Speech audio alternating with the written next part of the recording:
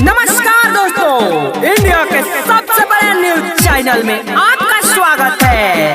Corona से दूरी बना के रखिए और खासकर हमारे नौजवान भाइयों से कहेंगे कि अपनी गर्लफ्रेंड से और दूरी बना के रखिए और हाँ, सैनिटाइजर का उपयोग करते रहिए।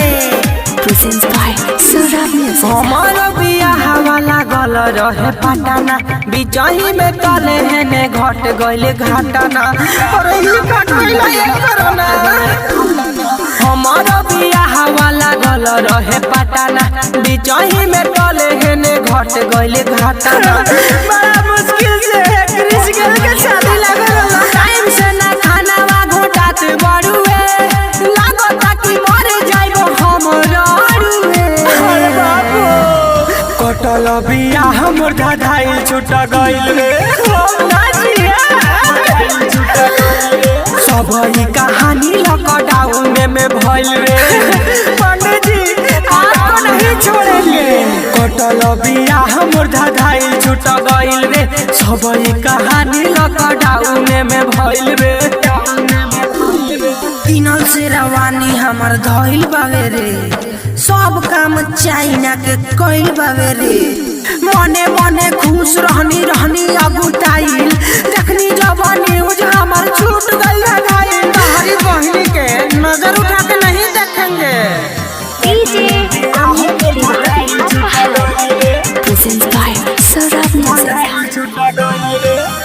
ऐसा ना भइल हम ना रहनी कवनो रखे, अब मरब के चूर छोड़ के। सुनी के खबर हम भगनी ह किस से, बड़ी मारे खोइनी ह रोड पर पुलिस से।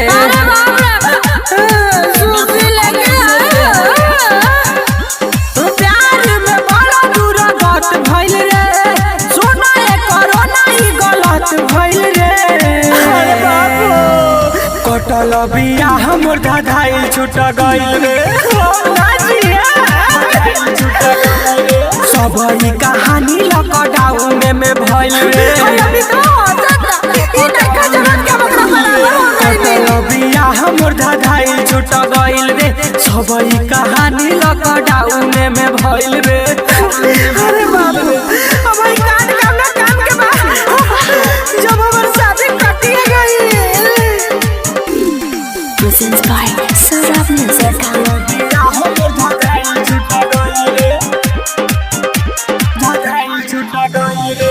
रोई मनवा हमारे औरी दहिया गली, कृष्ण जय के काम न चली।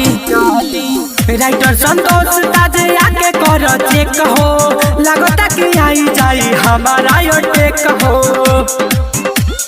12 दिन शादी के टाइम हमारा है, लागल कोरोना के हवाया के बहे। अरे बाबू कटल बिया हमर धाधाइल छुटा गइल रे, सबई कहानी लॉकडाउन में भइल रे। कटल बिया हमर धाधाइल छुटा गइल रे, सबई कहानी लॉकडाउन में भइल रे। भले हम शादी ना करे, बाकी ये कोरोना के अपना देश से दूर भगावे के बा।